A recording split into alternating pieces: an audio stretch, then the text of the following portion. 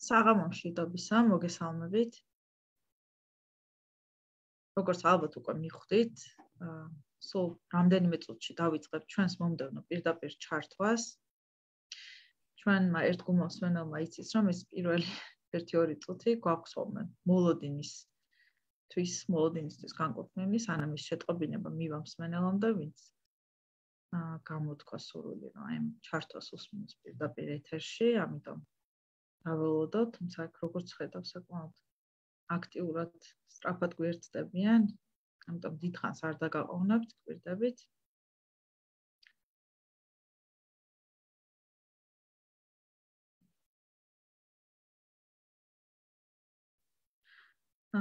თუმცა ამავე დროს ვიტყვი, რომ ვინც ახლა ვერ ახერხებს მოსმენას, შეიძლება რომ ჩანაწერი ნახოს ოდნავ მოგვიანებით, ეს არის ყველაზე ხშირი კითხვა, რასაც გვიგზავნიან ხოლმე, დაიდება თუ არა ჩანაწერი, თუმცა ახლა პირდაპირ ეთერში ყურებას აქვს დიდი უპირატესობა იმ თვალსაზრისით, რომ შეგიძლიათ კითხვები და კომენტარები გამოგვიგზავნოთ და აი რამდენადაც ეს ფორმატი გვაძლევს საშუალებას პასუხებიც მიიღოთ.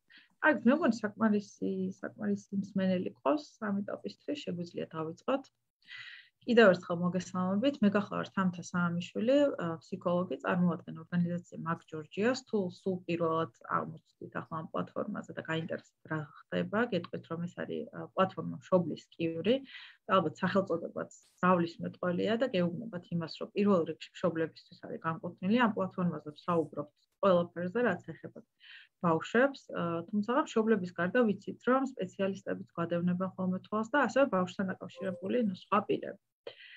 დღევანდელი ჩვენი ჩართვა, ასეთი ჩართვები გვაქვს ყოველ კვირას სხვადასხვა სპეციალისტთან. დღევანდელი ჩვენი ჩართვის სტუმარი გახლავთ ქალბატონი ირმა გოცირიძე, რომელსაც ვიცით, რომ ბევრი ადამიანი იცნობს, არა მარტო ჩვენი პლატფორმიდან, ქალბატონი ირმა გახლავთ პედიატრი, ნეონატოლოგი.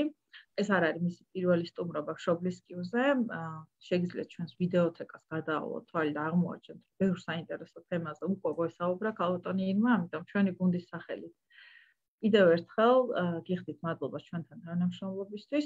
სანამ ქალბატონი ირმას გადავცემ სიტყვას, ალბათ ხედავთ, რომ ჩვენი ჩართვა ითარგმნება ჟესტურ ენაზე, ამისთვის მადლობა ლეგუნა ჯაფოშვილს.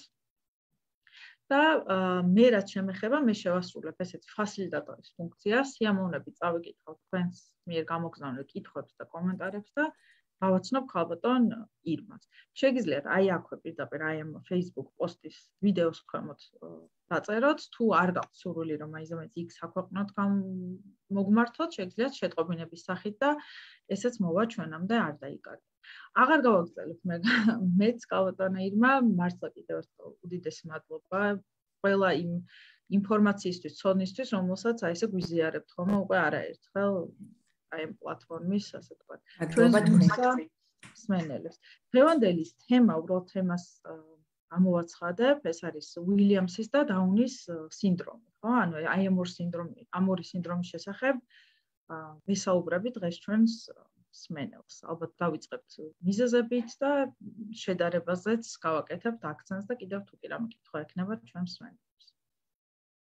კი ბატონო, თქვენ დიდი მადლობა კიდევ ერთხელ და თქვენ პლატფორმას და თქვენ ორგანიზაციას, რომ მართლა სასარგებლო საქმეს აკეთებთ და ეს თემები იმდენად მნიშვნელოვანია, რომ აი ბევრი მშობლის გამსმენია, რომ ძალიან ბევრ რამეს სწავლობს ამ თქვენი პლატფორმიდან.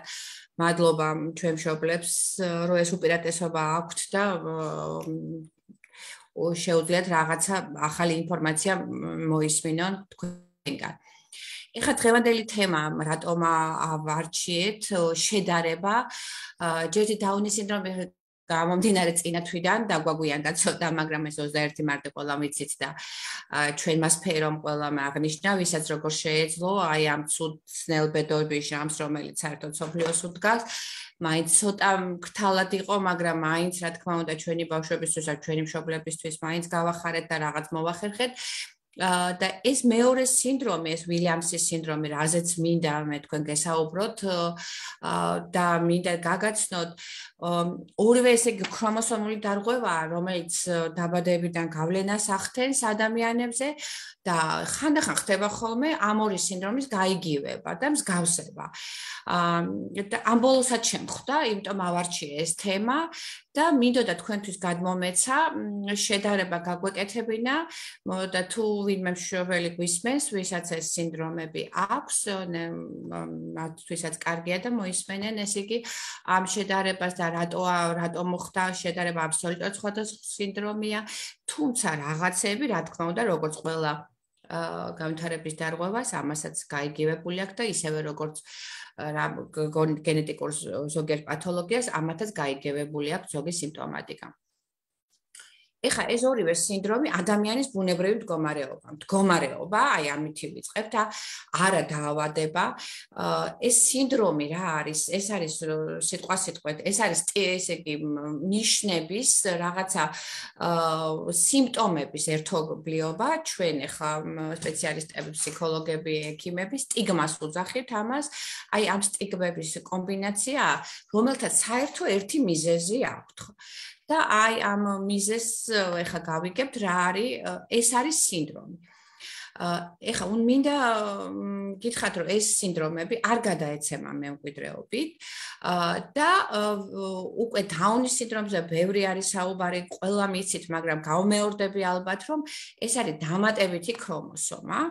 და ეს არის კიდე თუ შეგახსენებთ ბოდიშის მოხდით რომ ყველას გვახსოვს ახლა ბიოლოგიიდან რომ ადამიანს თითეული უჯრედში ეს არის აი ნებისმიერი ჩვენი უჯრედი კანი ხვიძლი ფრჩხილი ყველა თითეული უჯრედი ჩვენი ორგანიზმის გვაქვს 46 ქრომოსომა 23 წყვილი აქედან 23 არის დედისეული და მეორე 23 არის მამისეული და ის გვაქვს ქრომოსომები მიღებული და სულ გვაქვს 46. 21 ქრომოსომა არის სასქესო ქრომოსომა, ვიცით და აი ამ სასქესო ქრომოსომაში სწორედ ხდება გასამება, ანუ ორი ქრომოსომის ნაცვლად ვიცით რომ არის 3 ქრომოსომა, ხო? ანუ 46 კი არა გვაქვს, ამიტომ დაუნის სინდრომს აქვს 47 ქრომოსომა. ეხლა ეს რატომ ხდება, როდის ხდება, რანაირად ხდება, ამის მიზეზებს დღემდე იკვლევენ მეცნიერები და როდესაც ნახეთ, როდესაც ხდება სპერმატოზოიდის და კვერცხუჯრედის შერწყმა, ეს უკვე მომხდარია. ამიტომ განაყოფიერება უკვე მომხდარია იმ სამწუხაროდ დაზიანებული უჯრედით, რაც უკვე მოხდა რომელიღაცა აი ამ ქალის თუ კაცის სასქესო უჯრედის განახლების დროს, ახლა იცით რომ ეს კვერცხუჯრედის სპერმატოზოიდი ჩვეულებრივ ნივთიერებათა ცვლის გამო და რაღაცა განახლდება და ნუ აი რომელიღაცა მომენტში სამწუხაროდ ეს აუხსნელად ხდება, თუმცა არის რამდენიმე თეორიები და ეხლა ამ თეორიებზე შორს არ წავალთ და არ შეგაწუხებთ და უკვე განაყოფიერდება აი ესა და ზიგოტა რომელიც არის მათი შერწყმის ესა შედეგი უკვე არის დაზიანებული და უკვე იქ არის 47 ქრომოსომა. ანუ ეს არის ესე იგი ტრისომია, ხო? ეხლა აქედან დაიბადება აი ამ განაყოფიერებულ კვერცხუჯრედიდან დაუნის სინდრომით.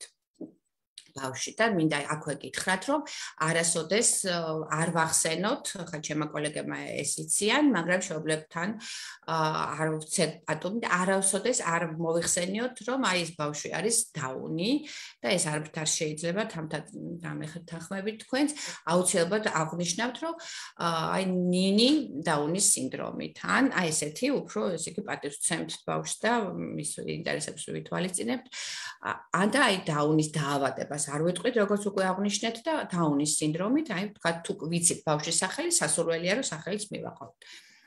ეხლა იცით რა, მაშინ გენეტიკაში ძალიან ბევრი სინდრომებია, აი უამრავი სინდრომებია, ზოგი სინდრომი მიდის ქრომოსომის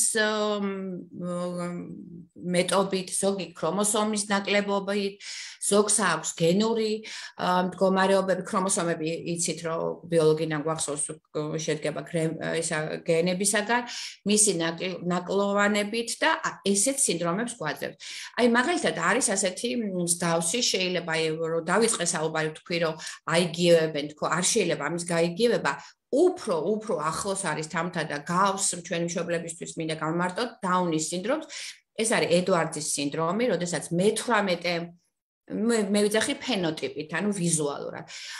თუმცა უფრო მძიმედ მიდის ედვარდის სინდრომი, მე-18 ქრომოსომაში, როდესაც არის ტრისომია, გასამება და არის კიდე მე-13 სინდრომი, მე-13 ქრომოსომაში, როდესაც არის პატაუს სინდრომი, აი ესეთი ძალიან მძიმედ მიდის ეს დაავადება და ბავშვები რამდენიმე თვეში იღუპებიან, შეუთავსებელია სიცოცხლესთან, აი აქაც არის გასამება. მაგრამ არის ბევრი ისეთი ახლა შეიძლება მკითხოთ, რომ აი ხო არის რომ ისეთი სასქესო ქრომოსომა 8 აკლიათ გოგონებს. დიახ, ასეთი დაავადებაც არის პირიქით 8 აკლიათ. და ეს არის ტერნერის სინდრომი, რომლებიც ჩვენს გარშემო ცხოვრობენ, ჩვენივრად ვითარდებიან, უმეტეს მათგანს აქვს კარგი კოგნიტური უნარები და ნუ რა თქმა უნდა თავისი რაღაცა თავისებურებები არის. მათ აქვთ ეს სასქესო ქრომოსომა ხო არის ქალების, მარტო ქალებისთვის არის დამახასიათებელი 2X გვაქვს, შეგახსენებთ, ქალებს ჩვენ და X და Y აქვს მამაკაცებს. აი მის ტერნერის სინდრომის დროს 1X-ის ამოვარდნა არის, აღარ აქვთ მათ და 46-ის ნაცვლად აქვთ 45 ქრომოსომა. არის რაღაცა შემთხვევები, აი თქვათ ძალიან საინტერესოა კლაიფენტერის სინდრომი, რომელსაც აქვთ 1XZ ქრომოსომა. ნახეთ, კაცებს აქვთ X და Y ქრომოსომა, გაგახსენებთ და Z რატომ ხარს გადაყვება ხოლმე დედისგან 1X ქრომოსომა და გამოდის რომ აქაც ტრისომი არის, სამი არის მის ყველა უჯრედში 2X გამოდის და 1Y. იმიტომ რომ 2X-ი აქვე შეიძლება დაგაინტერესებთ, ცოტა ქალური ტიპების არიან უკვე პუბერტატულ ასაკში, სამწუხაროდ ზოგჯერ ხდება ხოლმე პუბერტატულ ასაკამდე ეს სინდრომი არ ვლინდება. კარგით. ეხლა არის ესე იგი დაუნის სინდრომი უკვე ვთქვით და ეს გასამებაზე ვთქვით და ამ დაკარგვაზეც ვთქვით, ქრომოსომის დაკარგვაზე, სწორედ აი ეს სინდრომი, რომელზეც დღეს მინდა რომ გესაუბროთ, ეს ვილიამსის სინდრომი, არის ისეთი ტიპის დარღვევა, მდგომარეობა, როდესაც მე-7 ქრომოსომა, აი ამ 23 ქრომოსომიდან მე-7 ქრომოსომის დაკარგვა ხდება, ან და ხანდახან არის სრული დაკარგვა კი არ არის, ამ მე-7 ქრომოსომიდან ამოვარდება ხოლმე გენები. და არ გაგიკვირდეთ, მაგრამ გენი 1 და 2 რო ამოვარდეს, ეს თამთა შეიძლება ჩვენთვის არ იყოს საგრძნობი, თავარია ძალიან ბევრი გენი არ დავკარგოთ. აი ამ სინდრომის დროს თურმე იკარგება 26-დან 28 გენამდე.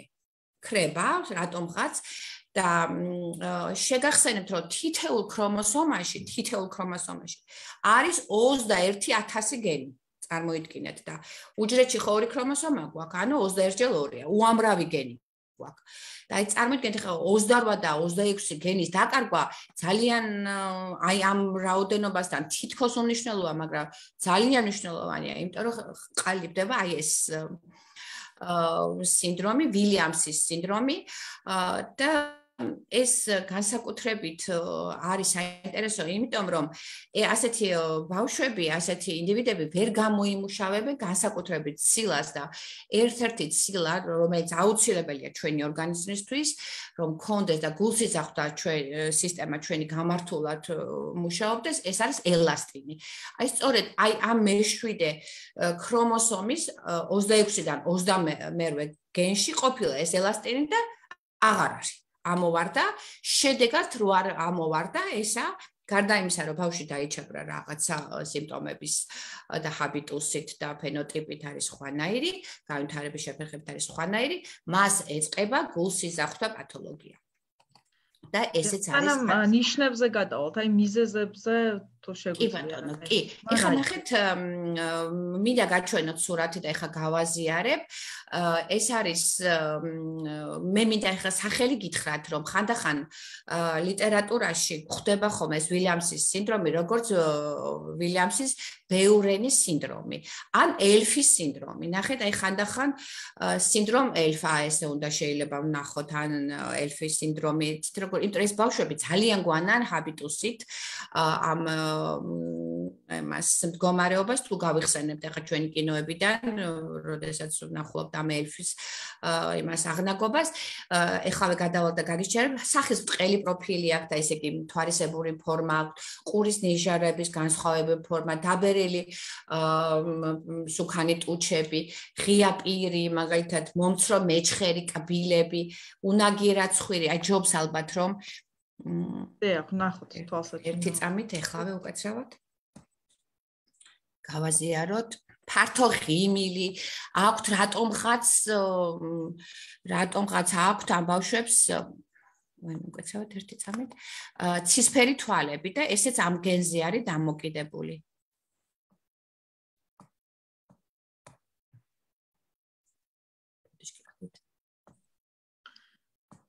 სანამ გავაზიარებთ და ალბათ სტატისტიკაც საინტერესოა, ხო, ქალბატონო? დიახ, სტატისტიკა, ეხლა ნახეთ, თუ დაუნის სინდრომი არის 1-800-დან, ძალიან ხშირი.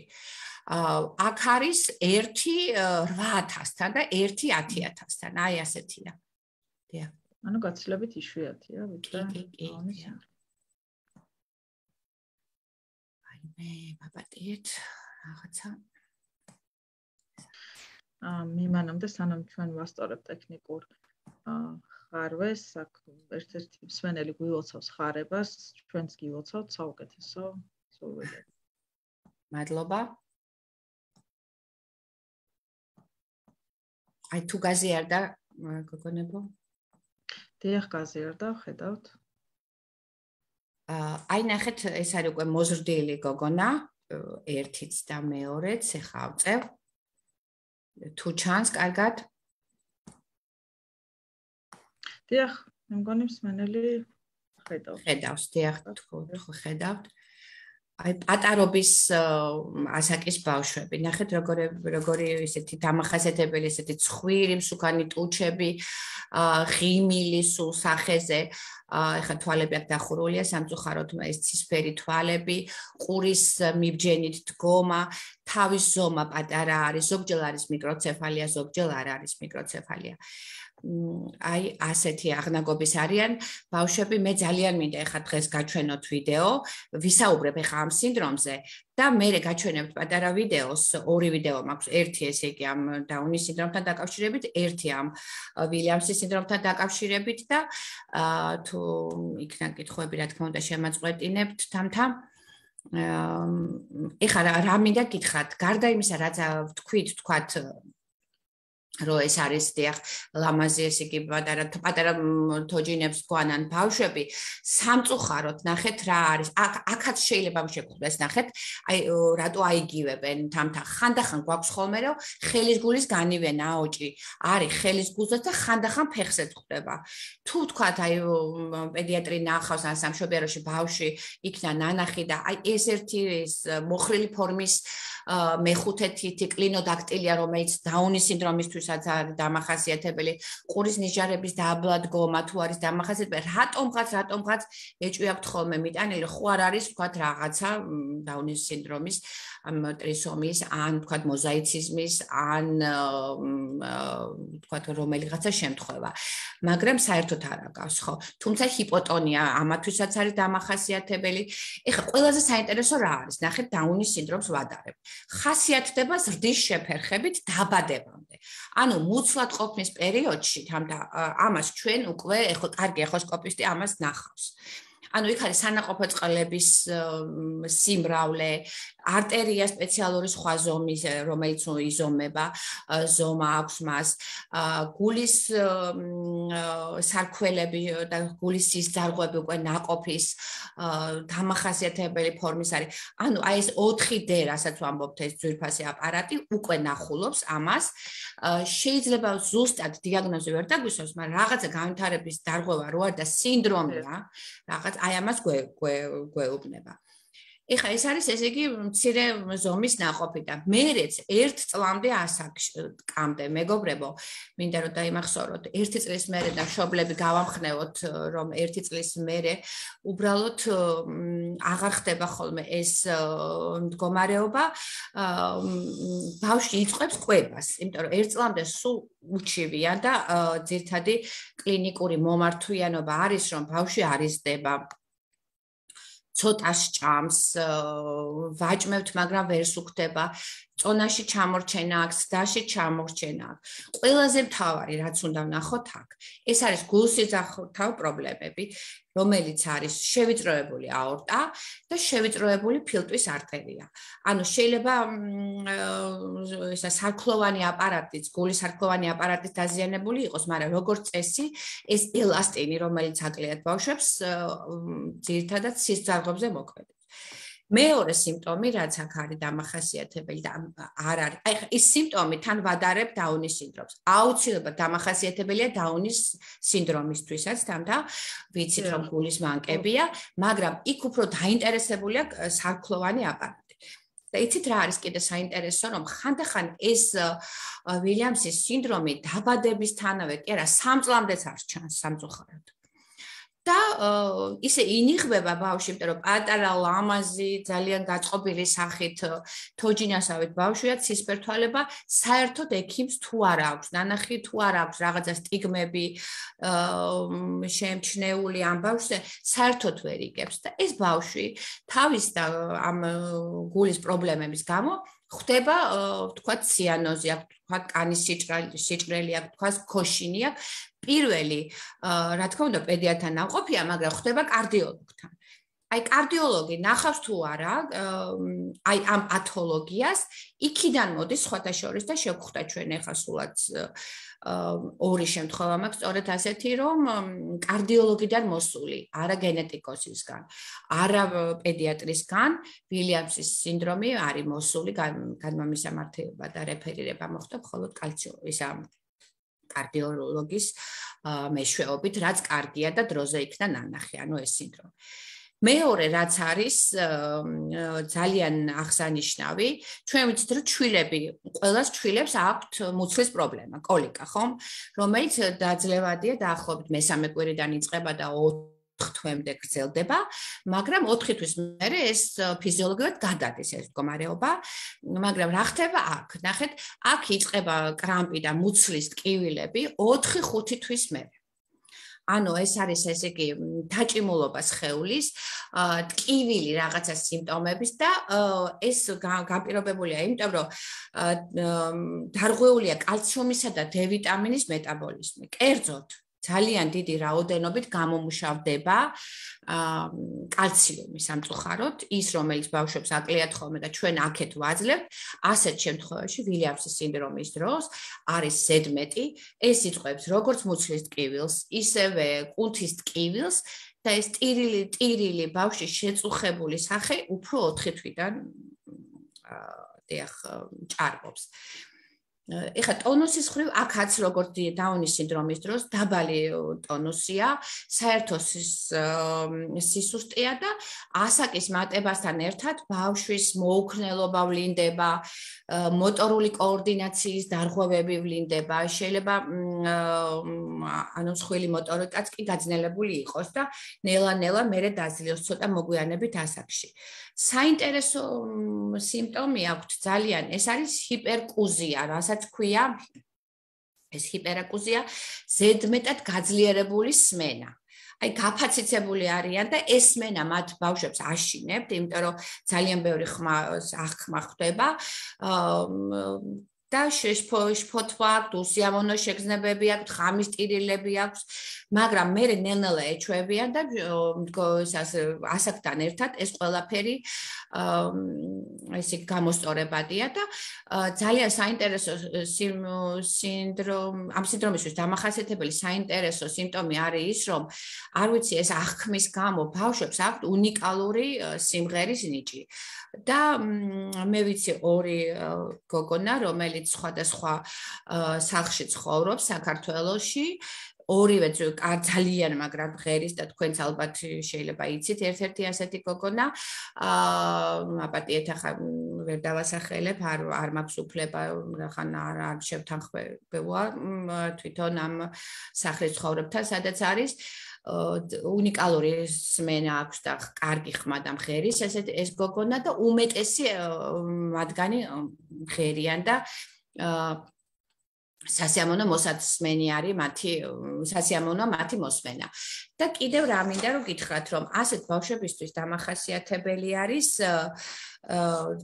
უნიკალური მეხსიერება, თამთა, უნიკალური, აი მაგალითად ეს გოგონა, რომელსაც ოდესაც გავიცანი და ეს ბევრი წლის წინ იყო და ძალიან ინტერესიანი გოგონა მკითხა რომ აი ვთქვათ რა გვარი ვარ, რა მქვია, დედას რა ქვია, ჩემ ბებიას რა ქვია და ჩემი ბების გვარი იკითხა და მე ჩავედი 2 წლის მერე ამ ბავშვთან და მე კითხება რომ აი ბებია შენი აი სახელი და ამ გვარით დამისახელა როგორ არის წარმოგიდგენიათ 2 წლის მერე ჩემი ბების სახელი და გვარი ახსოვდა. აქ ერთ-ერთ მსმენელს ქონდა კითხვა მეტყველებასთან დაკავშირებით. დიახ, აი ძალიან საინტერესო არის ეს ამბავი, რომ მათ აქვთ კარგი მეტყველება. აქვთ შედარებით ცუდი ვიზუალური სივრცითი შესაძლებლობები, მაგრამ შედარებით შენარჩუნებულია ეს ენობრივი უნარჩვევები პარალელურად. ხოლო თუ შევადარებთ ისევ დაუნის სინდრომს, მათ ახასიათებთ კი იცით თქვენს დაბალი ენობრივი უნარები და მაგრამ ნაკლებად აქვთ დაქვეითებული ეს ვიზუალური სივრცითი უნარები, უფრო აქვთ წინ წამოსული. ანუ მეტყველები, რა თქმა უნდა, დამახასიათებელია, მაგრამ ძალიან სხვათა შორის ყველა საინტერესო მოსაუბრეები არიან, იმიტომ რომ ლექსიკა დიდი აქვთ, ღარიბი არ აქვთ და აი გაოცდებით მათთან სასიამოვნოა მათთან საუბარი, სულ ღიმილიანები არიან და ინტერესიანები არიან. მე მოზრდილობის ასაკში მე მგონი ამ საუბარს მგონია რომ ჯობს ალბათ ვიდეო ვაჩვენოთ ჩვენს მსმენელებს, რომელიც უფრო საინტერესოა. და თან თქვათ რომ აუცილებელია დიაგნოზი დაისვამს როგორმე ძალიან დროულად, იმიტომ რომ შეიძლება იყოს ფარული გულის პათოლოგია, ხო, თამთა და შეიძლება სავალალო შედეგი დადგეს. ამდენად თუ ოდნავ მაინც რაღაცას ეპარება ან ექიმს, ან მშობელს, აი სულ უმნიშვნელოდ მაინც კარგია საჭიროა რომ ინახოს ეს ბავშვი. კარგით, რომ ოპერაცია მაინც გაკეთეს დროულად, თუ გულზე არის გასაკეთებელი.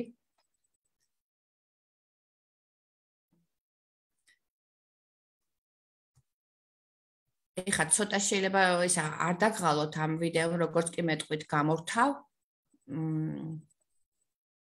აქ არის რამდენიმე ბავშვი, რომელსაც ჩვენ ახლა ვნახავთ ამ სინდრომით.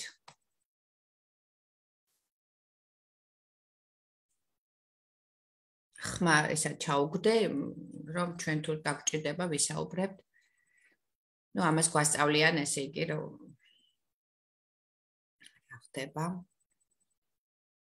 ნახეთ როგორ დამახასიათებელია, შეიძლება გინახავთ, შეიძლება ეს უკვე მოზრდილი ბიჭი.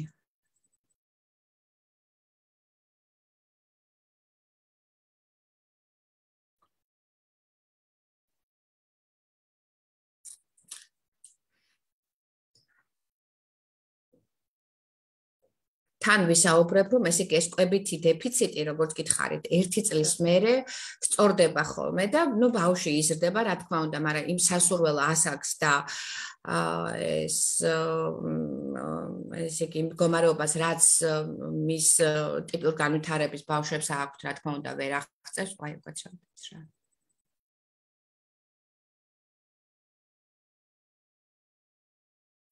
ეს შემთხვევა, როდესაც ესე იგი გულის საუბრებს ეს ესე იგი წამყვანი, რომ გულის პათოლოგიით ბავშვი არის. გადავახტები, რომ არ იყოს ეს იგივე ბიჭუნა, რომელმაც გაიკეთა ეს აორტის გაფართოების ოპერაცია და კარგად არის.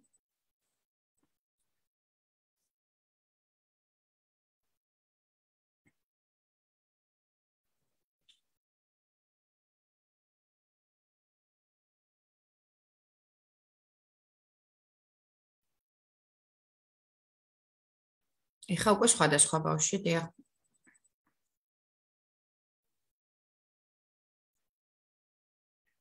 თითქოს ეხა არ არის, იცით, მე ძალიან მესმის და ძალიან ძნელია იმ ექიმების, რომლებსაც გამორჩებათ ხოლმე, იმიტომ რომ აი ზოგ შემთხვევაში, აი ცოტა ნახეთ 6-7 წლის არიან და შეიძლება ვერც იფიქრო, რომ აქ რაღაცასთან გვაქვს საქმე. თუ არა გაქვს რაიმე ესეც სპეციალიზირებული, მაგრამ აი დამახასიათებელი მაინც რაღაცა სტიგმები, რა თქმა უნდა, არის. ამას გადავახტები.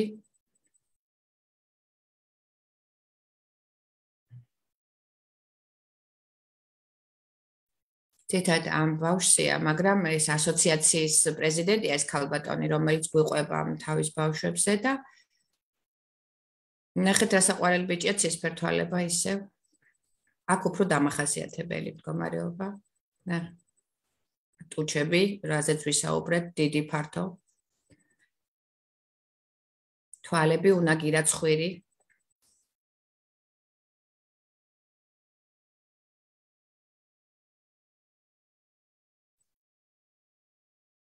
აი უკვე დიდი ბიჭი.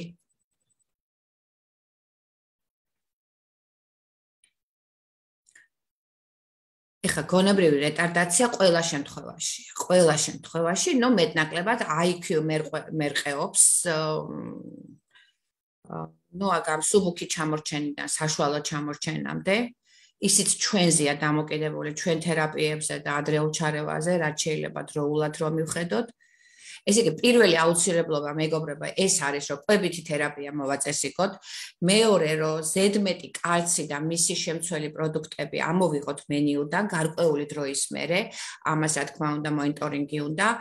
მესამე, გული პირველი არის წამყვანი, რომ არ იყოს გულის პათოლოგია, ეს მოწესრიგდეს და შემდგომ ეს ბავშვი დროულად მოხვდეს ადრეული ინტერვენციის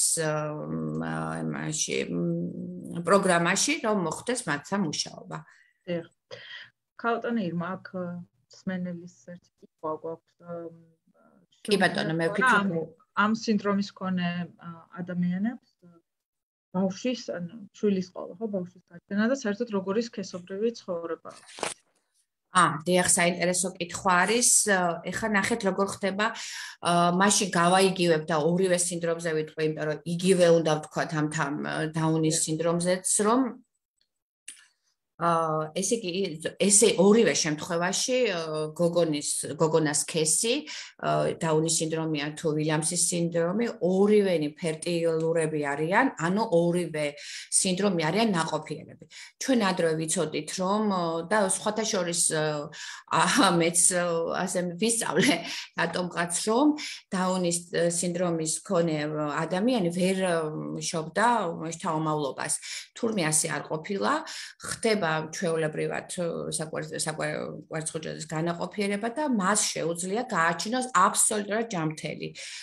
ერთმაც და მეორემაც, ორივე სინდრომმა თუ მათი ესე იგი ჯანმრთელობის მდგომარეობა, ესე იგი არ გამოიწვიოს თავარია რამე პოტენციური რისკი და ჯანმრთელობის მდგომარეობა ვიცით რომ ორივე სინდრომისთვის როგორც გითხარით წამყვანია გულის პათოლოგია. თუ ეს გვაძლევს საშუალებას, მაშინ შეუძლიათ თურმე მათ გააჩინა. აი სულ ეხლა ხა დაიდო დაუნის სინდრომზე ახალი ეს არის ევროპაში 29 წლის გოგონა დაორსულებულა და ესე იგი ეს ექიმები ძალიან ინტერესით ელოდებოდნენ, იმიტომ რომ ეხოსკოპიურად დათვალიერებული ყოფილა და აბსოლუტურად ტიპური განვითარების იყო ეს ნაყოფი და სამწუხაროდ გოგონა მიმშობიარა დროზე ადრე და გააჩინა ღრმა დღენაკლი, ეხა იცით რომ გამოზრდა უკვე დღენაკლების წარმატებით მიმდინარეობს არა მთელ მსოფლიოში და ევროპაში, არამედ ჩვენთანაც, მაგრამ რაღაცა ღრმა დღენაკლი იყო, ძალიან უმწიფარი და დაიღუპა ბავშვი აბსოლუტურად ჰაბიტუსით და გენომით და კარიოტიპით აბსოლუტურად ჯანმრთელი, უბრალოდ დღენაკლოვობით. აი ეს არის უახალი ინფორმაცია. იგივე ხდება, ესე იგი ამ შემთხვევაში, ეხლა ნახეთ რა ხდება, როდესაც ვილიამსის სინდრომია ნაკლებად სავარაუდოა ვთქვათ, რომ დაორსულდეს უფრო ლიტერატურაში არ არის იმდენად აღწერილი, მაგრამ შეიძლება და ეს ძალიან საშიშია, იმიტომ რომ პუბერტატულ ასაკში ძალიან მიმდომები არიან, როგორც ერთი სინდრომი, ისევე მეორე სინდრომის ბავშვები არ იყვნენ ესეთი დაუცველები არიან, კი იცით და ისეთ ხალისიანები და მინდობები არიან და ძალიან საშიში არ დადგეს მათი ორსულობა, ამიტომ მათი მეურვეები და ოჯახის წევრები ამაზე კაცრად უნდა იყვნენ გაფრთხილებული, რომ ორსულობა შეიძლება დადგეს. და ალბათ სიცოცხლის ხანგრძლივობასაც რო შევეხოთ ორივე სინდრომის შემთხვევაში, ანუ როგორია საშუალო. კი ბატონო. ეხლა დაუნის სინდრომის შემთხვევაში სიცოცხლის ხანგრძლივობა ადრე ვიცოდით ხოლმე, რომ 44 წლის ზემოთ დაუნის სინდრომის მქონე ადამიანი უკვე ვეღარ ცხოვრობდა. მაგრამ დღეს ასე არ არის, იმიტომ რომ არის აღწერილი შემთხვევები, რომ 60 და 80 წლის დაუნის სინდრომის მქონე ადამიანიც გარდაცვლილა, იმიტომ რომ ესე იგი სამედიცინო მდგომარეობა უფრო წინ არის წამოსული. ხა ძირითადად დაღუპვის მათი და გარდაცვალების მიზეზი არის ხოლმე გულის თანდაყოლილი მდგომარეობები დაუნის სინდრომისთვის. ეხლა გადავალ და იქაც აღნიშნავ, რომ დამახასიათებელია მათთვის ლეიკოზები. და სწორედ იცით, რომ ეხლა ლეიკოზი დღესწვავე ლეიკოზი და შეიძლება ქრონიკულიც კი დღესდღეობით უკვე მივედით იქამდე, რომ განკურნებადია, ხო, უმეტესი მათგანი თამთა. და გულის ქირურგია იმდონეზე არის განვითარებული, რომ ესეც განკურნებადია. ეხლა თუ ეს ორი თანხლები დაავადება დაღუპავს მათ და ამას მოვაგვარებთ, რა თქმა უნდა, სიცოცხლის უნარიანები იქნებიან. ასევე არის უილიამსის სინდრომის დროს, თუ კარგად კორეგირებული არის და რამე ისეთი დაავადებები ხა უილიამსის სინდრომის დროს არის კიდე თირკმლის პრობლემა. ესეც საყურადღებოა და მინდა უთხრა მშობლებს, რომ აუცილებლად გარკვეული წლების მერე თირკმლის ფუნქცია აქვს ბავშვებს სანახავი და თუ ესეც კორეგირებულია, აბსოლუტურად შეიძლება რომ ღრმა მოხუცებულამდე მივიდეს ორივე სინდრომი დღესდღეობით 21 საუკუნეში.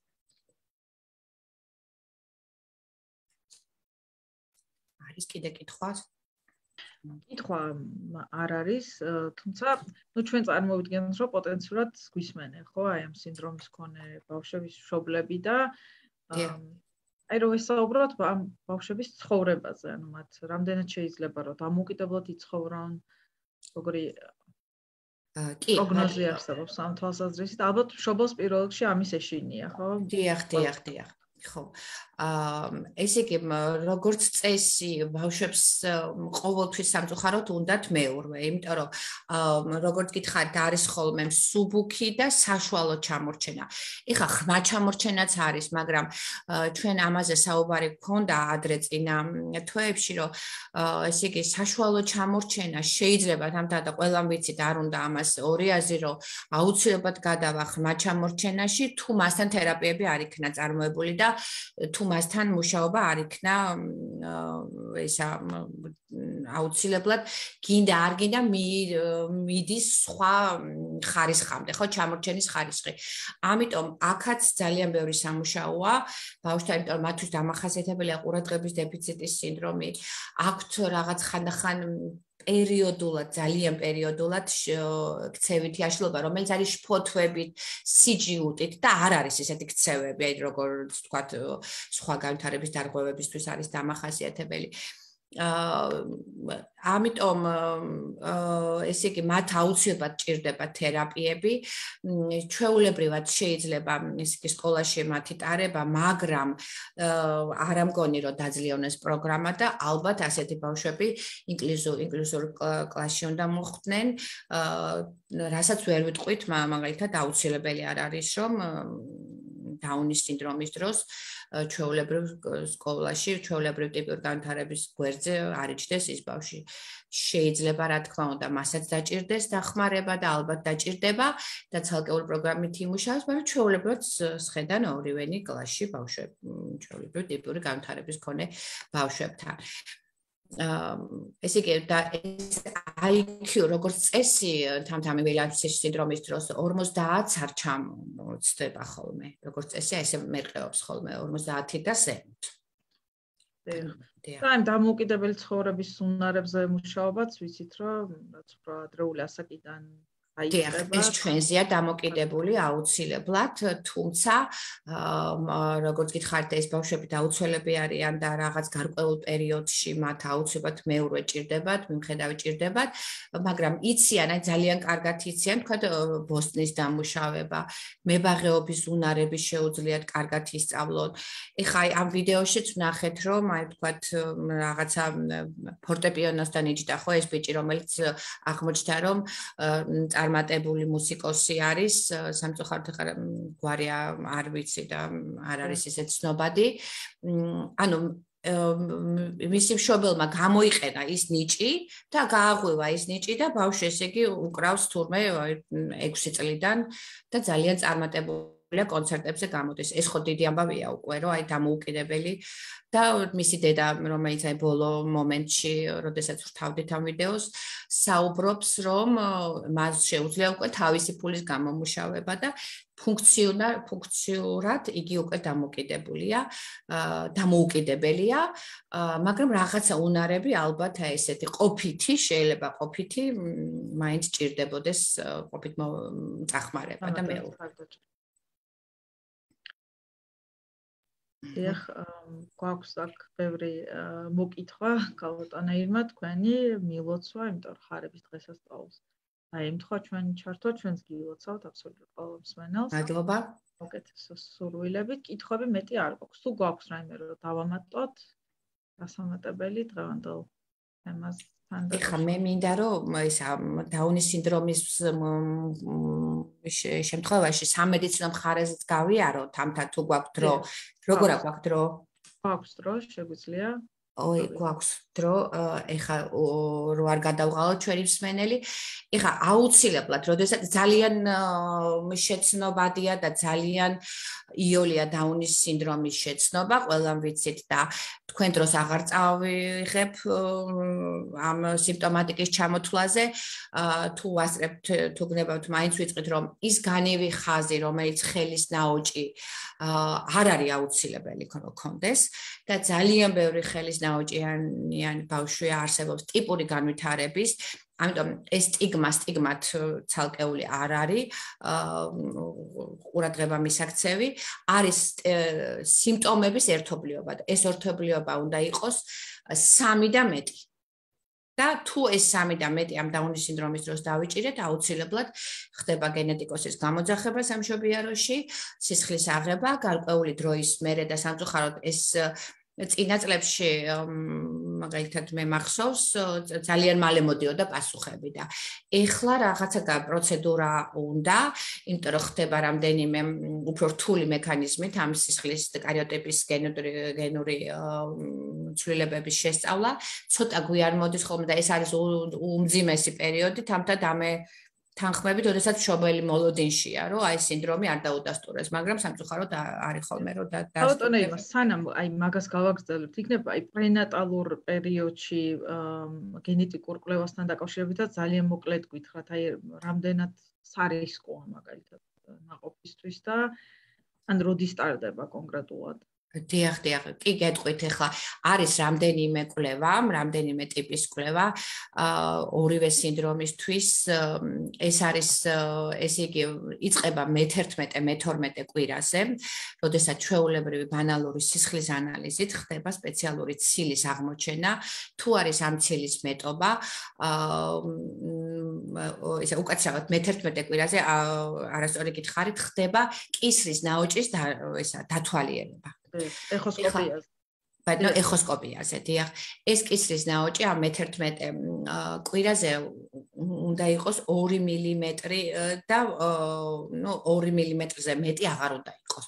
თუ ხდება ამ ზომის გაზრდა, მაშინ უკვე მე-12 კვირაზე ხდება ამ სპეციალური ცილის კვლევა სისხლით და თუ იქაც მოვიდა დადებითი, უკვე მერე მიდის სხვა ტიპის კვლევებით და ეს არის ისევ ჯერ კიდევ ვენური სისხლიდან, ასეთი fish შემოკლებლად ინგლისურად და ქართულადაც მოვიხსენიებთ ხოლმე, აი ესეთი კვლევები ხდება. საბედნიეროდ ჩვენ გვაქვს ამის საშუალება უკვე რომ ეს გავაკეთოთ. იქ არის რამდენიმე სინდრომი ერთობლიობა და იმ სინდრომს აღმოაჩენს. თუ იქაც მოვიდა დადებითი პასუხი, ან პარალელურ რეჟიმში თუ უეჭველი არის უკვე წინა 2 კვლევა, შეიძლება მოხდეს ამნიოცენტეზი, ეს არის სანაყოფო სითხის ამოღება, სადაც ხდება ეს გენეტიკური კარიოტების დათვალიერება და არის კიდე ერთი ასეთი მეთოდი, როდესაც ქორიონის, ესეც არის ნაყოფის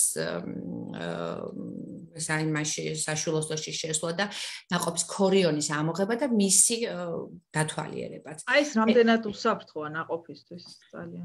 იცით რა გააჩნია სპეციალისტ, აბსოლუტურად, როდესაც კარგი სპეციალისტი აკეთებს და ჩვენ გვაქვს ამის საბედნიეროდ ამის შესაძლებლობა, რომ მოხდეს რეკლამათ არ ჩამომეთვალოს, მაგრამ არის ძალიან კარგი კლინიკა, რომელშიც აბსოლუტურად უსაფრთხოდ კეთდება ეს манипуляция, რა თქმა უნდა, მაღალტექნოლოგიური ინვაზიური მეთოდი არის და უძვირფასესი ეხოსკოპიური აპარატის ქვეშ კეთდება და მილიმეტრებში ხდება შესვლა, არ ეხება ნაყოფს, თამთა ისე ხდება აი ამ ქორიონის და ამ სითხის ამოღება, რომ აბსოლუტურად არ ზიანდება.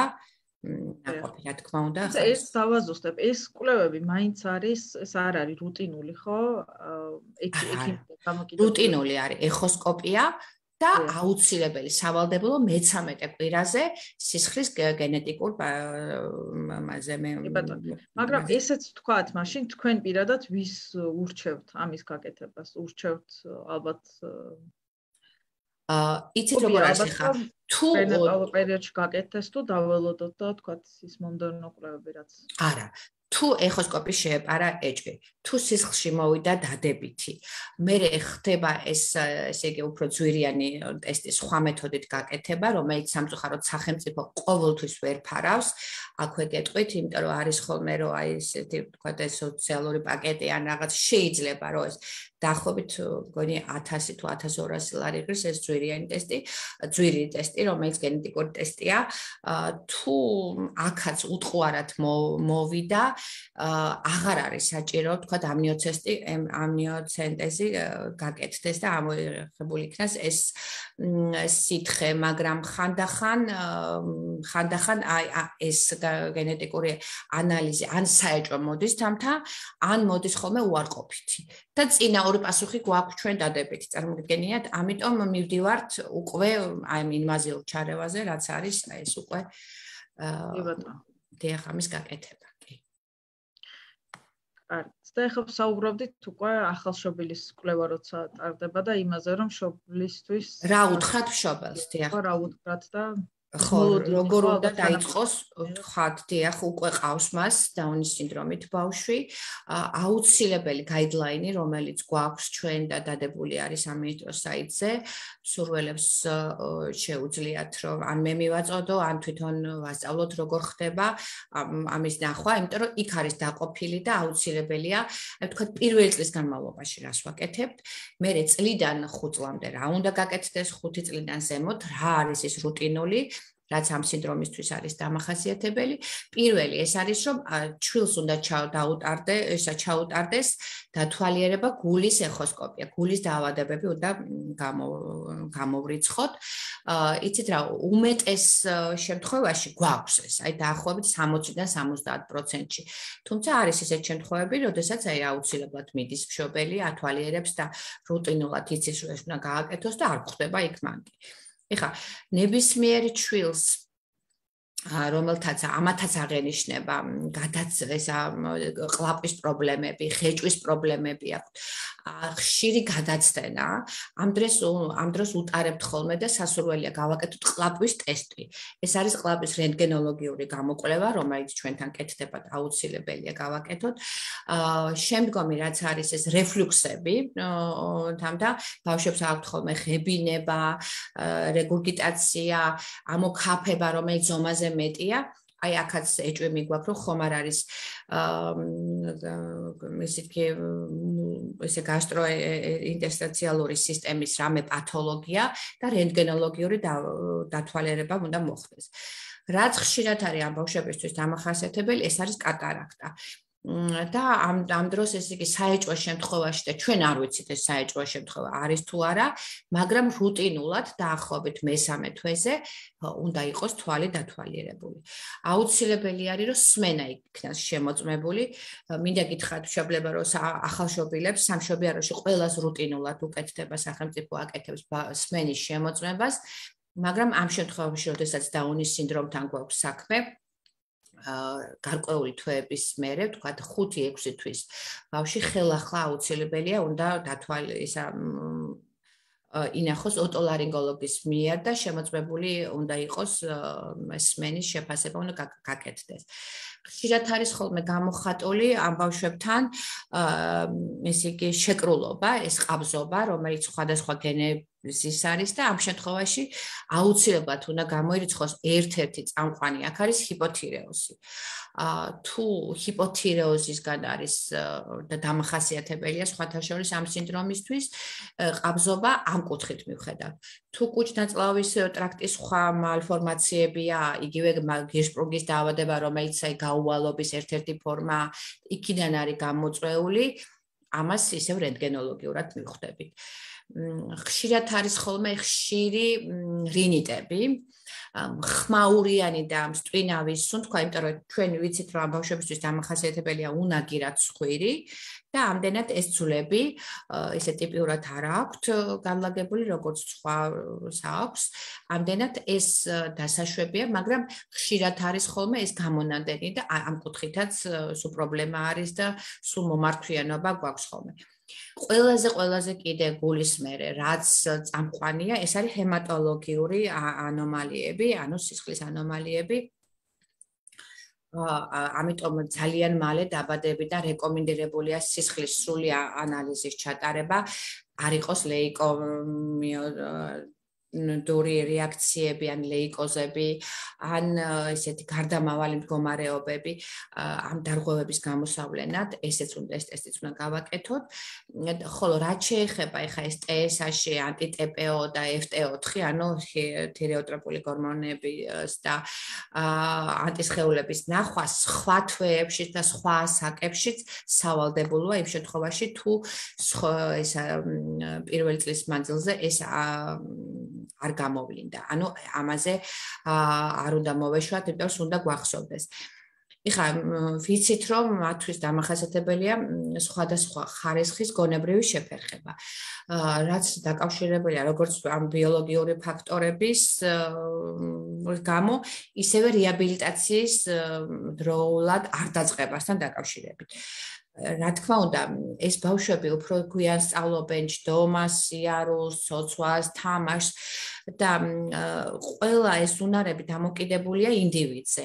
ზოგიერთი ბავშვი, მაგალითად, არ შეგეშინდეთ, 2 წლის ასაკში იწყებს სიარულს და ზოგი ცოტა მოგვიანებითაც. ანუ ჩვენ თუ ეს აღმოვაჩინეთ, რა თქმა უნდა, პროგრამაში ძალიან მალე უნდა ჩაერთოს. დაახლოებით მომართვიანობა გვაქვს ხოლმე, ასე დაუნის სინდრომის შემთხვევაში, რომ სასურველია 6-7 თვიდან ეს ბავშვები უკვე ჩაერთონ ჩვენ პროგრამებში და ადრეული სპეციალისტი, რა თქმა უნდა, ბავშვთან უფრო ნაკლებად, თუმცა რეაბილიტაციის პროგრამაში გადაამისამართებს, უფრო დედასთან მუშაობს, მშობლებთან მუშაობს და ასწავლის იმ უნარჩვევებს, რაც საჭიროა.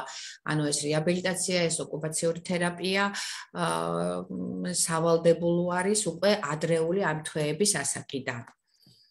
მე მინდა თამთა თქვენს ნებართვით თუ ამ წუთში კითხვა არა გვაქვს რომ გავაზიარო კიდე ერთი ვიდეო.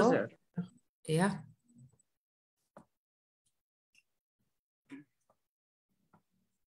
სადაც უკვე არიან მოზრდილი ადამიანები, როგორ ცხოვრობენ, როგორი უნარებიათ აქვთ მათ.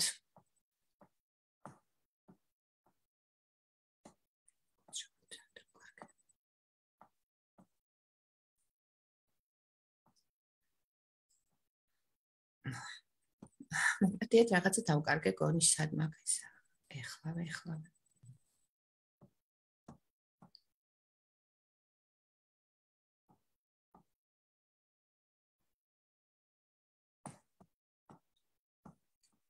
ანუ უკაცრავად რაღაცა გამოვარდი და ეხლავე შევალ. თუ ამ წუთში რამე კითხვებია თამთა უპასუხებდი. კი ბატონო, მე მგონი არავის არ გვიყვეს ეს ტექნიკური სირთულეები. ვიცით რომ იქნება ხოლმე პერიოდულად.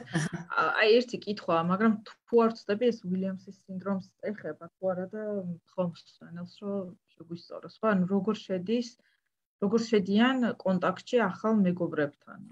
თუ არ ვწდები ეს იყო უილიამსის სინდრომთან დაკავშირებული. უილიამსის სინდრომი, აი ძალიან დიდი ხალისით და სიხარულით, იმიტომ რომ ისეთი იოლები არიან და ისე უყვართ დამეგობრება, რომ აი ბოდიშით და აი ხდება ხოლმე ისე რომ აი პირიქით მოგეწებება და აი არ მოგცემს საშუალს რომ თქვათ რაღაცა სხვა გააკეთო. მოგზდევს, გეკითხება, 1000 კითხვას გიძვავს, ძალიან მეგობრულები არიან.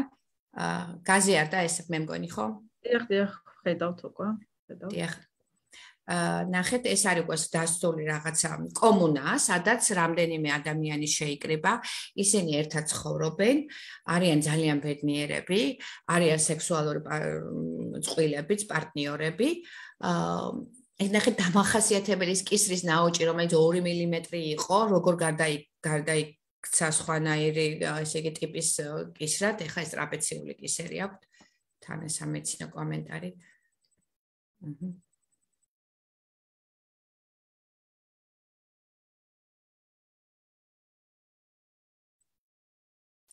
ეს კომუნა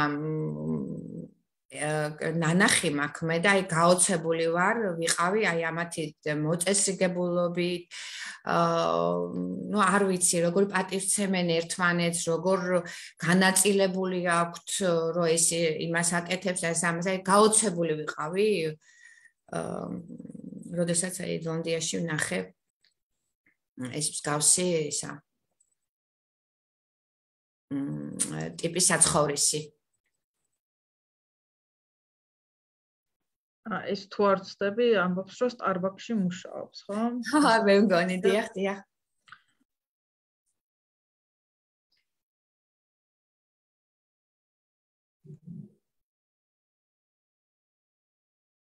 ეს მე მგონი სუპერმარკეტში ვარო დასაქმებული. ეს რაღაც ალბათ კინოთეატრში. მოკლედ საუბრობენ როგორც ხდები სამუშაო ადგილების შესახებ. დიახ, თავი სამუშაო ადგილებზე. დასაქმებული. ცოტას გადავახტები, რომ ესა თქვენი დრო არ წავიღო. მე შეგვიძლია ეს ბმულები ქავტანირმა, ალბათ YouTube-დან არის თუ ან შეგვიძლია ალბათ მე ცალკე გავაზიაროთ. კი, აუცილებლად ჩაგიყრით და აი როგორი წარმატებული ბიჭია. ასე რომ ეს არის ყველაფერი მუშაობაზე, კი ვიცით, თამთა და ჩვენ მუშაობაზე და ჩვენ რომელიც რაც ადრე დაიწყება, მით უკეთესი. სიყოჩაღეზე, კი ბატონო. კარგით, მე მგონი ეგ არის, ხო, ხა საინტერესო ალბათ ამის უფრო დიახ მოსმენა და კარგით, პრინციპში ეხა თუ რამე კითხვა გაქვთ მოგისმენთ, პრინციპში მეტი არაფერი არ მინდოდა, გადმომეცა ეს ძირითადი ეს რაც იყო ალბათ გამოვიცი. დიახ. ამ ეტაპზე სხვა კითხვები არ არის, ჩვენ მსმენელს შევახსენებ, რომ ჩვენ ვაგრძელებთ თქვენთან თანამშრომლობა, შეიძლება ახლა არ მოაფიქრდეთ, შეიძლება ბევრი მსმენელი ამას ნახავს ცოტა ოდნავ მოგვიანებით, ჩანაწერს ნახავს და მოგვიანებითაც თუ რაიმე კითხვა ექნებათ, ვინც გვადევნებს თვალს, იცის და ვინც არ იცის, ახლა ვეტყვი, რომ მოგვიანებითაც შეეძლებათ, რომ ამ კითხვებით მოგმართონ, გამოგვიგზავნონ პირდაპირ ამ პლატფორმაზე შეტყობინების სახით და მე რამინერე თქვენ მოგაწვდით და ვეცდებით, რომ კი ბატონო, დიდი სიამოვნებით ვცემ ხოლმე პასუხს. მადლობა კიდევ ერთხელ ქალბატონო ირმა, ძალიან ინფორმატიული ჩართვისთვის. მე დარწმუნებული ვარ, რომ ბევრი მშობელი და არა მარტო მშობელი, საერთოდ ყველა მოქალაქე იგებს ხო რაღაცა ძალიან საჭირო, რელევანტურ ინფორმაციას, რომელიც ვიცით, ვის როდის დაგჭირდება და მე მგონი საზოგადოების წევრებმა შეიძლება ჩვენ პირადად არ ყავს ოჯახის წევრი, თქვათ ამა თუ იმ სინდრომით, ან იმ სირთულით, რომელზეც ვლაპარაკობთ, მაგრამ უნდა ვიცოდეთ, ჩვენ ასე ვფიქრობთ, ხო, იმიტომ რომ ეს ცნობიერების ამაღლება არის უმთავრესი, რითიც მე საზოგადოება იცვლება და ზუსტად ამ ადამიანებს აღსაშველება, რომ პროდუქტიულად იცხოვრონ, როგორც წაადგებათ ამ ადამიანებს პირველ რიგში ვეხმარებით. ამ საზოგადოების. უღრმეს მადლობა ლეკუნა კაფაშვილს, რომელიც უზრუნველყო თარგმანი ჟესტურ ენაზე. ყველა ჩვენს მენელს, ვინც მოგვილოცა ხარების დღესასწაული, კიდევ ერთხელ ჩვენს გილოცავთ საუკეთესო სურვილებით და მშვიდობიან საღამოს გისურვებთ. ამით დღეისთვის გემშვიდობებით, ნახვამდის. მადლობა, ნახვამდის.